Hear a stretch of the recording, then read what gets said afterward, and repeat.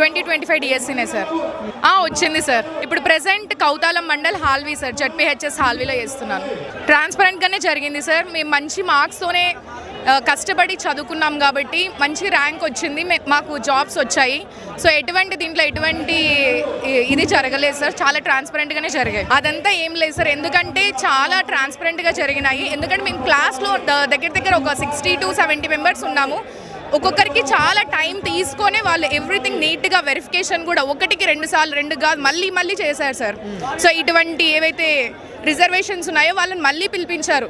So రేపు selection list వస్తుంది అనగా ఈ రోజు నైట్ వరకు కూడా కాల్స్ వచ్చాయి సార్.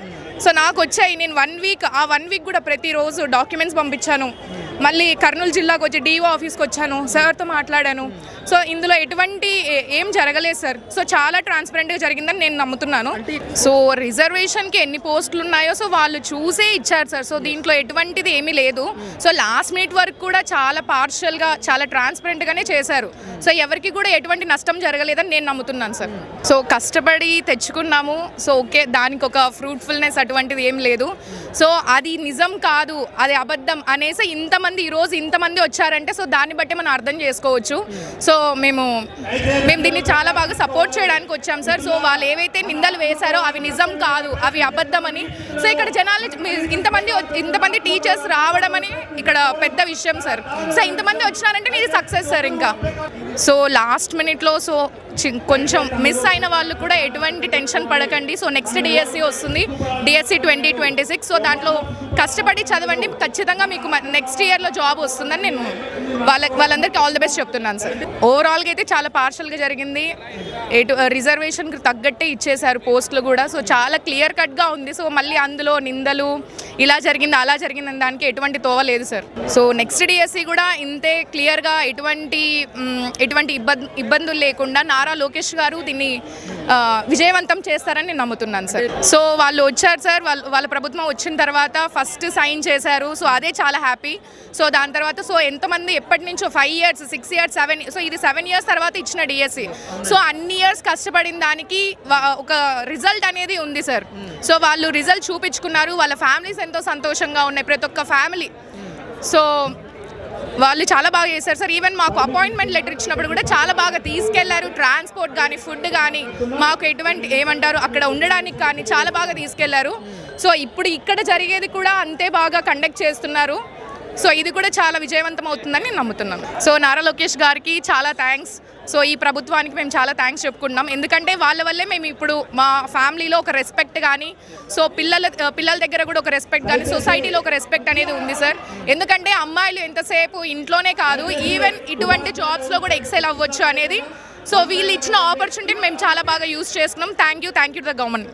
నమస్తే అండి, నా పేరు గౌతమి. ఎస్ అండి, వచ్చిందండి, చాలా సంతోషంగా ఉంది. నేను నందలూరు మండలం లేబాక విలేజ్లో పీడీగా వర్క్ చేస్తాను సార్. అక్రమాలు అంటూ ఏమి ఉండవండి. ఇది అందరూ మా కష్టంతో మా కష్టార్జితంతో వచ్చిన జాబ్ తప్ప అక్రమాలతో అయితే అందరూ అక్రమాలు చేయడానికి రెడీగా ఉంటారు కదా.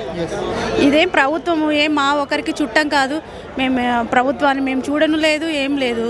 ప్రిపరేషన్ స్టార్ట్ చేసినాము, సిన్సియర్గా ఉన్నాము, చదివినాము, జాబ్ కొట్టినాము, ఎన్నో కష్టాలు పడ్డాము. పారదర్శకంగానే జరిగింది, అది ప్రతి ఒక్కరికి తెలుసు.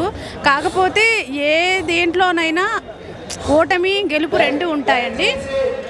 గెలిచిన వాళ్ళు కొంచెం సేఫ్లో ఉంటారు, ఓడిన వాళ్ళు వాళ్ళ అపోహలతో వాళ్ళని వాళ్ళు తగ్గించుకుంటున్నారు. అంతేగాని ఇక్కడెక్కడ అక్రమాలు అలాంటివి ఏం జరగలేదు. సిన్సియర్గానే చదివినాము. మా కష్టము, మా నిద్రలేని రాత్రులు, మా పేరెంట్స్ కష్టము, అలాగే ప్రభుత్వం కూడా వచ్చిన వెంటనే నోటిఫికేషన్ ఇచ్చింది, మాట నిలబెట్టుకుంది. అది కూడా మాకు ప్లస్ అయింది. మేము డిఎస్సి కోసం 2017 నుంచి వెయిట్ చేసినాము. కొన్ని కారణాల వల్ల 18 మిస్ అయింది. మరి అప్పుడు మిస్ అయినప్పుడు మేము అందరినీ నిందించుకుంటూ కూర్చుంటే అవ్వదు కదండి. మరి మేము స్టార్ట్ చేసినాము, ప్రిపరేషను కొనసాగించినాము, ఇంతవరకు పోరాడినాము. అమ్ముకోవడం అంటే మేము కొనే స్థితిలో అయితే మేము లేము. అమ్ముకోవడం అని వాళ్ళు అంటున్నారు కానీ కొనే స్థితి అయితే మాది కాదు కదా. కొనే స్థితి అంటే ఇన్ని సంవత్సరాలు మేము ఎందుకు కోచింగ్ సెంటర్ల వెంట తిరిగి ఇంట్లో పేరెంట్స్ని వదిలేసి ఆర్థికంగా నష్టపోయి అవన్నీ చేయం కదా. మేము కూడా ఏదో దారి చూసుకుని కొని తీసుకోవాలని చూస్తాం కదా. అందరూ కొంటారు, కొనే శక్తి ఉన్న వాళ్ళందరికీ మరి జాబ్ లేదు కదా. ఇక్కడ కష్టపడిన వాళ్ళకే ఉంది. కాకపోతే చిన్న చిన్న హాఫ్ మార్కులు అట్లా పోవడం వల్ల వాళ్ళ బాధ ఉంది. కానీ బాధను మేము దానికి సానుభూతిగానే ఉంది. కానీ దాన్ని మోసం జరిగింది ప్రభుత్వాన్ని నిందలేయడం వల్ల నష్టపోయేది ఎవరు? ఇంకా నెక్స్ట్ అక్టోబర్లో డిఎస్సి వేయడానికి సిద్ధంగా ఉన్న మన ప్రభుత్వాన్ని మనము నీరుగార్చిన విధంగా ఉంటుంది. దానివల్ల నష్టపోయేది నిరుద్యోగులే. రాజీనామా చేయాలని ప్రతిపక్షాలు అనుకోవడం కాదు, కానీ ప్రతిపక్షాలు అనుకుంటే రాజీనామా చేయడం ఏంటండి? మనం చేసిన మొత్తం దాంట్లో చూడాలి కదా, ఆయన ఏం చేశాడు అనేది చూడాలి కదా, అభివృద్ధిని చూడాలి కదా.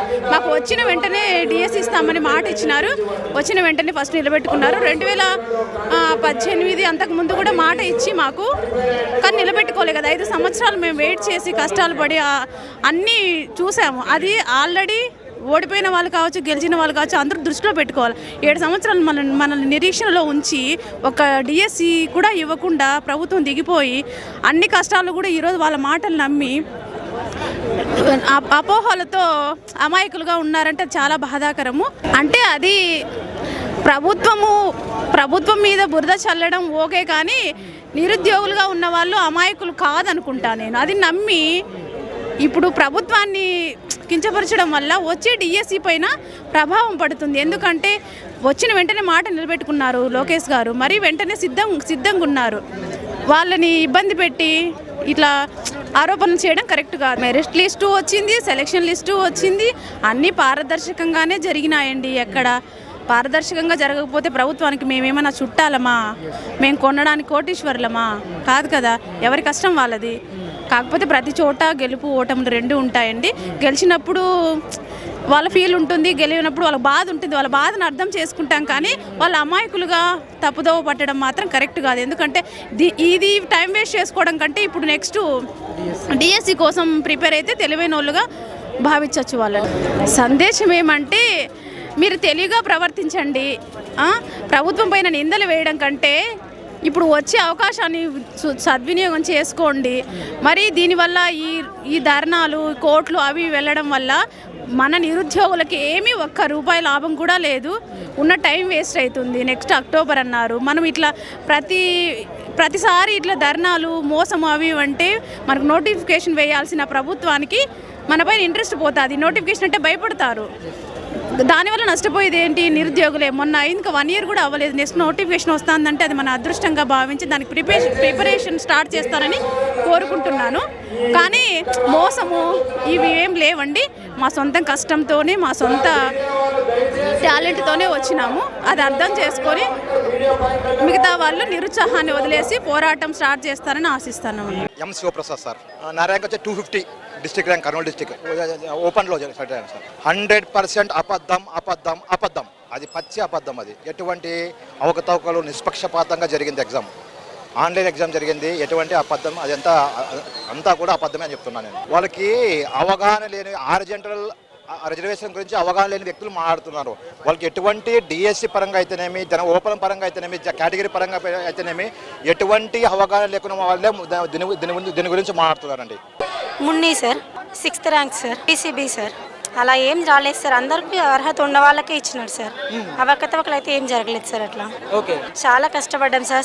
దాదాపు 6 years వెయిట్ చేసినాం సార్, ఎప్పుడు వదులుతారా డిఎస్సి అనే ఉద్దేశంతో. లాస్ట్ గవర్నమెంట్ అయితే అసలు డిఎస్సి వదులుతా అని చెప్పి 5 years అసలు వదలలేదు సార్. చంద్రబాబు నాయుడు గారు వచ్చిన మొదటి సంతకంతోనే మాకు డిఎస్సి వదులున్నారు సార్. దానికి చాలా సంతోషం సార్. కానీ ఇప్పుడు దీని మీద ఊరికే లేనిపోని అన్ని అపోహలు సృష్టిస్తున్నారు సార్. అలా ఏం లేదు సార్, కానీ అవన్నీ తప్పుడు ప్రచారాలు సార్. మా బంధువులు వాళ్ళందరూ తెలుసు కదా సార్, మేము కష్టపడినది అన్ని చూస్తున్నారు కదా సార్ వాళ్ళు. అందుకే ఇవన్నీ తప్పుడు ప్రచారాలను వాళ్ళు కూడా నమ్ముతున్నారు సార్. ఉంది సార్, ఇవన్నీ తప్పుడు ప్రచారాలే సార్. అట్లా చేయకూడదు సార్. కానీ గవర్నమెంట్ ఏదైతే ఎవరైతే కష్టపడి చదివినారో మెరిట్ ప్రకారమే వాళ్ళకి ఉద్యోగాలు ఇవ్వడం జరిగింది సార్. అవన్నీ తప్పుడు ప్రచారాలే సార్. అవును సార్, అదేం లేదు. స్పోర్ట్స్ కోటా కూడా ఏమంటే సార్ వాళ్ళకి మెడల్స్ దాని ప్రకారం ర్యాంక్ ప్రకారం ఇవ్వడం జరిగింది సార్. వాళ్ళకు కూడా కొన్ని పాయింట్స్ ఎక్స్ట్రా వచ్చింటాయి, దాని ప్రకారమే ఇచ్చారు సార్. కరెక్ట్గానే అన్ని అమలు చేశారు సార్. మేము కర్నూలు నుంచి సార్. అది వచ్చేసి 49th ర్యాంక్ సార్. ఇది మేము సహించాం. మేము చదువుతో నిజాయితీగా పారదర్శకంగానే జాబ్ సాధించాము. దీంట్లో ఎటువంటి దుష్ప్రచారం చేసినా మేము ఊరుకోము, మేము సహించాము. డబ్బులు పెట్టి తెచ్చుకోవాల్సిన అవసరం మాకు లేదు. డబ్బులు పెట్టి తెచ్చుకునేంత స్తోమత మాకు లేదు. ఒకవేళ డబ్బులే ఉంటే బిజినెస్ చేస్తాం.